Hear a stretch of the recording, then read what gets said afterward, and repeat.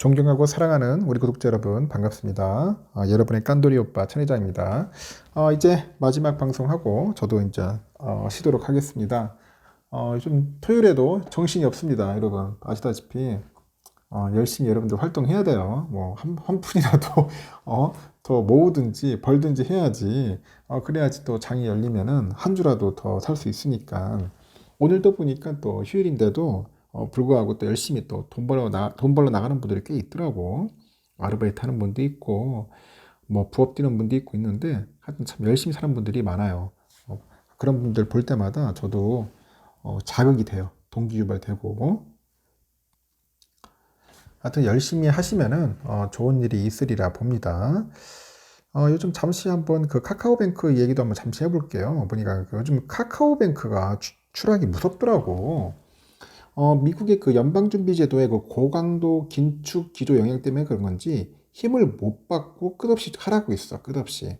응? 끝없이 하락하고 있더라. 지난 8월 보니까 그 성장과 함께 이제 성장주로 이제 주목받은 탓인데, 카카오뱅크는 9월 한 달간이죠. 한 달간 27,300원이었었어요. 27,300원에서 얼마까지 떨어졌냐? 20,050원으로 26.56%나 빠집니다. 한 달간. 카카오뱅크 갖고 있는 분들은 상당히 쓰릴 겁니다. 같은 기간에 코스피 지수 하락률이 마이너스 12.81보다도 큽니다. 그래서 추락이 너무나 심해. 올 들어서 주가 추이는 더욱 이제 처참한데, 연초가 얼마였어? 연초가 59,000원이었어. 59,000원인데, 20,050원까지 빠지니까 66%나 빠졌어요. 66%. 이 기간 코스피가 27% 정도 빠졌고 코스닥이 34% 정도 빠졌으니까 더 많이 빠진 거죠. 그래도 코스피 지수들 가운데 가장 낙폭이 큰 업종이었던 의료 정밀, 이 의료 정밀도 한 42.8% 되는데 이거보다도 더 많이 빠졌다. 왜 카카오뱅크가 주가가 힘을 못 쓰는 이유가 뭐냐? 이제 크게 이제 두 가지라고 하는데 첫 번째 카뱅이 이게 은행주가 아니고 이제 성장주로 평가받는 거야. 성장주로. 그러다 보니까 더욱더 힘을 못 쓰는 것 같다.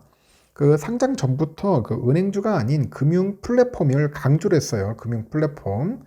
그러다 보니까 금리 인상 기조에서 할인율이 높아지다 보니까 결국은 전통 은행주보다도 이제 주가 방어력이 약할 수밖에 없어. 약할 수밖에 없는 겁니다.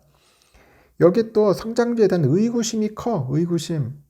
실제 그 중저 신용자 대출 그 강제 취급 때문에 고신용대출 시장에서의 그 헤게모니를 상실한 상태에서 그 전국구로 확대된 주택담보대출의 성과도 비우호적인 환경과 맞물리다 보니까 기대 이하의 모습을 보인 거죠. 그러다 보니까 2분기 말에 이제 기존 했을 때 중저 신용자 대상으로 했을 때 신용대출 비중은 한 22.2%로 보는데 2022년 말 목표치 한 25%의 소폭 모자르는 겁니다. 여기에 하반기 출시 예정인 개인 사업자 대출도 높은 성장률을 담보하기란 쉽지 않다. 그렇게 보시면 되고 3분기 실적 전망도 어둡다. 그래서 3분기 예상 지배 그 주주 순이익을 전년 동기 대비 봤을 때 48.3% 증가해서 771억 정도로 예상을 해요. 이는 컨센을 6.7% 하회하는 수치입니다. 그래서 이제 순이자 마진은 한 6에서 8bp 정도 상승할 것으로 추정되는데 대출 성장률이 전분기와 유사한 3% 내에 불과하고요. 플랫폼하고 이제 수수료 수익도 이제 정체되고 있다. 여기다 판관 비율 역시 아직까지 뭐 인력 충원 등의 이유로 하향 안정화되는 모습은 관찰되지 않고 있다고 평가를 해요. 그러다 보니까 계속 주가는 빠지고 있어요. 제가 볼 때는 좀 회복하기가 좀 힘들지 않겠나 하는 생각이 듭니다. 이런 면에서는 상당히 좀 안타깝다고 이제 생각이 듭니다. 지금. 그리고 또 뭐 재미있는 이야기가 있네요. 뭐 슈퍼 개미라는 분이 있는데 또 그분이 관련된 이야기를 한번 잠시 들려볼게요. 미국의 또 연방준비제도 이사회가 이제 자이언트 스텝을 3번 연속 단행을 하면서 글로벌 증시가 요동쳤죠. 9월 21일 날 연준이 이제 FOMC 9월 정례회의에서 연말까지 기준금리를 4.4%까지 올리겠다고 발표를 하다 보니까 이제 불확실성이 이제 확대되는 거야. 그러다 보니까 글로벌 증시가 폭락을 해. 또 9월 27일 날 코스피는 장중 2200선이 무너졌어요. 코스피가 2200선 밑으로 내려간 것은 2020년 7월 24일 이후 2년 2개월 만이야. 그럼 9월 26일 코스닥 지수가 또 2년 3개월 만에 700이 또 붕괴됐어요. 풀 700. 그래서 이제 그 슈퍼개미 뭐 남석관 씨라는 분이 있어요. 이 사람이 보니까 뭐 베스트 인컴 대표를 맡고 있는 것 같은데, 근데 이분의 이야기가 좀 있습니다. 하여튼 연준의 자이언트 스텝은 이미 노출된 소재이고, 이제 9월 FOMC 이후 세계 증시가 급락하고 온 이유는 무엇이냐 물어보니까, 증권가에서는 9월에 FOMC가 끝나면은 금리 인상에 대한 불확실성이 이제 해소돼가지고 이제 증시가 이제 반등할 것으로 예측했다. 하지만 9월 FOMC에서 연말의 기준금리 목표가를 4.4%로 높여가지고 불확실성이 커졌고, 여기에 제롬 파월 연준 의장이 기자회견에서 경기 침체가 와도 인플레이션을 잡는 것이 우선이라고 인전 발언을 해서 시장이 찬물을 끼얹었다고 하죠. 이런 이유로 향후 미국 경기는 둔화가 아닌 침체 가능성이 높아졌고, 그래서 증시가 급락했다. 그래서 개미들이 투매가 이어지고 있는데, 지금까지 참고 견뎠던 투자자들이 FOMC 이후에 투매를 시작하면서 이제 증시가 이제 폭락을 했죠. 당분간 주식시장은 고통스러울 수밖에 없겠다고 하죠. 그래서 초인플레이션이 나타난 근본적인 원인은 러시아 우크라이나 전쟁인데요. 최근에 그 푸틴이 동원령을 내렸어. 동원령. 전쟁이 빨리 끝나기는 어려울 것 같다. 그 금리 인상도 올해 마무리될 것으로 예상했는데 여전히 진행 중이야. 여기도 세계적으로 노출된 악재지만은 마무리되지 못하고 있고, 연말에는 또 기업 실적까지 나빠질 거로 보이고, 또 중국의 제로 코로나 정책도 해제 시그널이 없어요. 해제 시그널이. 연말까지 고통스러운 증시가 될 것 같다. 이제 그렇게 얘기를 하는 것 같습니다. 그래서 이런 이유로 이분도 한 9월 FOMC 다음 날 모든 주식을 손절매했다. 뭐 그런 얘기입니다. 손 털었답니다. 손절매했답니다. 그러니까 슈퍼 개미도 손절매를 하는 거야. 이번 하락 추세에서 코스피는 어느 지점에서 최저점을 형성할 것으로 보냐 물어보니까 8월까지만 해도 코스피 2300이 지지선인 줄 알았는데 깨졌어. 9월에 FOMC 이후 실망 매물뿐 아니라 반대 매매, 공매도 물량까지 쏟아지고 있죠. 지금은 지지선 의미가 없다. 아직도 저점이 아니라는 말이라는 거죠. 코스피 하방이 뻥 뚫려 있어가지고 어디까지 떨어질지 가늠하기는 자기도 힘들다고 합니다. 그래서 하방이 뻥 뚫려 있다니까 투자자들은 막막할 것 같죠. 9월 23일 금요일 증시 분위기는 2008년 글로벌 금융위기 때와 비슷했는데 2008년 9월 초순이죠. 추석 연휴 때 금융위기 사태가 터졌어요. 그 연휴 후에 이제 첫 개장에서 종목 그 시가가 대부분 마이너스 13에서 마이너스 12%로 형성이 됐습니다. 그 당시 때가 하한가가 이제 15%라는데, 하여튼 지수는 4개월 가까이 하락을 했고 12월까지 4개월 만에 걸쳐 하루 이틀 정도 반등했다가 또 떨어지고 막 하여튼 안 좋았다는 거죠. 이번 하락 추세가 금융위기 때와 다른 점은 지난해부터 지수가 떨어져 충격이 약할 수 있다는 그런 내용이고, 그래서 하여튼 뭐 지난해부터 주식 비중을 줄이고 현금 비중을 늘려야 한다고 주장을 또 했었다고 하네요. 인터뷰에서는. 그래서 지난해 7월부터 인터뷰할 때마다 주식 비중을 줄이라 그렇게 했다고 합니다. 그래서 심지어 지난해 가을부터 올해 2월까지 줄이니는 주식을 아예 하지 말라고 이제 설명을 했다고 합니다. 현재 연일 폭락하고 있지만은 반등 기미가 없다. 물론 너무 떨어지다 보면은 이제 매수세가 들어오기도 하겠지만은 바닥이라고 확인할 수 있는 것이 없다고 하죠. 그리고 바닥을 가늠할 수도 없는 위기 중 위기다. 그래서 연말까지는 의미 있는 반등 구간이 없다고 이제 보는 거냐고 그러니까, 앞으로는 남은 그 미국 소비자 물가지수 CPI하고 그 FOMC 결과에 따라서 반등이 나올 수 있지 않겠나 그렇게 예상을 하는 것 같아요.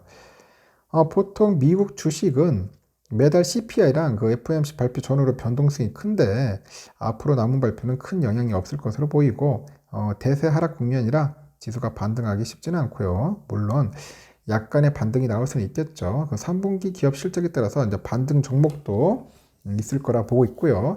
만약 미국의 나스닥 지수 하락세가 멈추고 바닥 다지기를 시작한다면은 코스피도 거기에 맞춰가지고 바닥이 보일 것 같다. 문제는 그 시간이 생각보다 오래 걸릴 수 있다는 그런 점을 말하는 것 같습니다.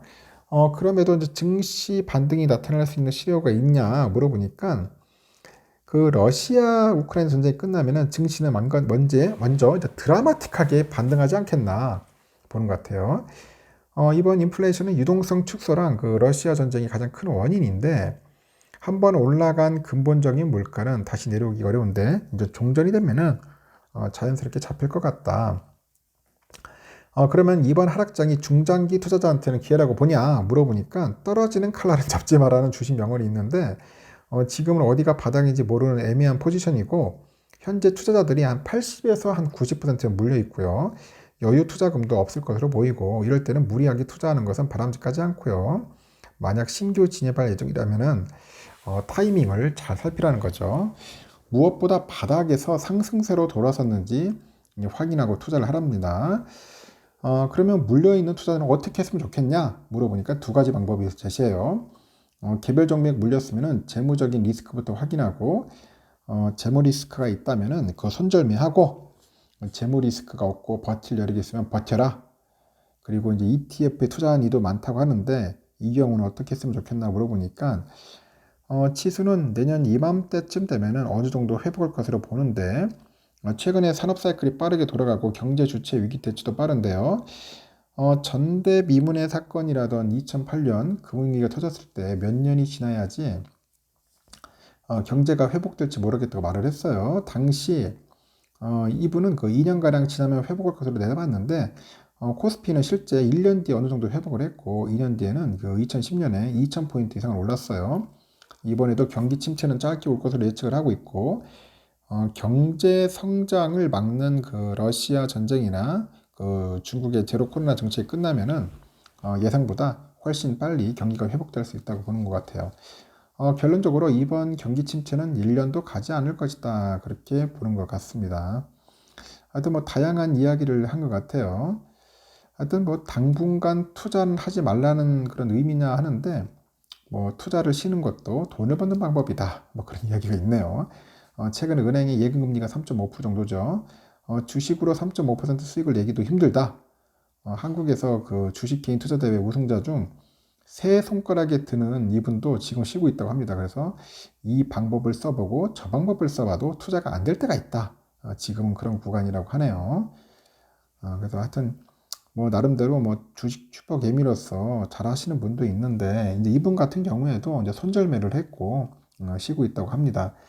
어느 정도 공감되는 부분이 많이 있어요. 그래서 저도 여러분들 무리하게 투자는 하지 마세요. 하지 마시고 혹시 다른 종목들이 있으면은 한번 잘 판단을 하셔서 손절하라는 게 아니에요. 잠시 투자를 보류하고 쉴 땐 쉬고 관망할 땐 관망하고 하셨으면 좋겠습니다. 뭐 삼성전자 투자하는 분들 마찬가지인데 뭐 장기 투자하시는 분들은 뭐 꾸준히 하겠죠. 뭐 떨어질 때마다 하든지 아니면은 뭐 낙폭이 좀 심할 때 그때 들어가는 분도 있을 겁니다. 아니면 지금까지 관망을 하시고 나중에 이제 저점 어느 정도 형성되고 바닥치고 올라가는 거 확인하고 뭐 그때 투자해도 뭐 늦지 않으니까 하여튼 여러분들이 그 투자 원칙과 그 신념대로 초심대로 이렇게 하셨으면 좋겠습니다. 여기저기 휘둘리지 마십시오. 요즘 다 힘들어요. 지금 슈퍼게임들이 이렇게 힘들다고 하고 난리인데 우리 일반 게임은 오죽하겠어? 응? 뭐 매정 게임들도 힘들지. 하여튼 좀 어려운 시기입니다. 여러분도 그렇고 저도 그렇고 다 힘들어요. 힘든 시기에는 좀 현명하게 우리가 좀 스마트하게 잘 대처했으면 좋겠고요. 일단은 토요일 저녁 늦은 시간이라서 편히 주무시고 내일 아침에 또 뵙도록 하겠습니다. 하여튼 여러분들 고맙고 존경합니다. 잘 주무시고 내일 아침에 뵙도록 하겠습니다. 여러분 굿나잇.